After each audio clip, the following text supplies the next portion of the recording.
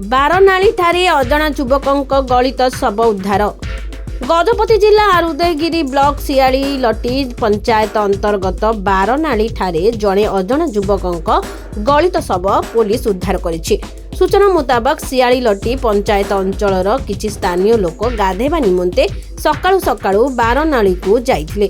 सेठारे सेमाने पचा दुर्गंध बाहरी थिला। एहापरे सेमाने सेठारे एक शव पड़िथिबार देखि भयभीत होई पड़िथिले। एनै सेमाने उदयगिरी थाना पुलिस को खबर देइथिले। घटनास्थल रे उदयगिरी पुलिस पहुंची तहसीलदार उपस्थिति रे शव को जब्त करिथिला। ए घटना संपर्क में पुलिस तदंत जारी रखिथिबा बेले कोनसे प्रतिक्रिया गणमाध्यम को प्रदान करि नाही। गजपति जिला मोहना ब्लॉक रो सोनी बेहरा रिपोर्ट लक्ष्य न्यूज।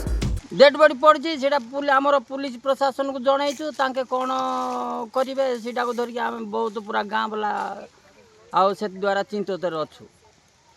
आमको ये कण को जमी न आइबार अच्छी कुआड़े कि कांड कर फिंगे दौरान निरीह लोक पाखे गाँ ये नाल ये पिकनिक आमको सेमको कर सब कांड कर भल लगे कि सार आमको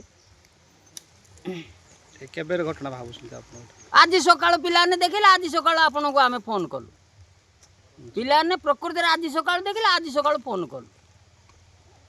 बाबुराव बलियार सिंह माछघरा आज कौन घटी कौन घटी प्रकृत में सका गाधे जो आम आसु समस्त तो गाधाती नदी में आसिली गाधेली गाधे झाड़ा जी प्रथम झाड़ा जावाई तल आड़े गली गला बेले हठात किना गोटे डेड बॉडी पड़ी तार अधा नष्ट हो जाए अधा पचिकी अच्छी तापर मुझे कौन कली अरे यहाँ कौन हठात जगह उपर पड़ी सांगे सांगे मु थाना को जनई एटा प्रकृत में बाहर हाँ बाहर अंचल लोक से आसिक आम यहाँ जंगल जगह मफसल एरिया बोली से आसिक सब घटना करके जाऊँ।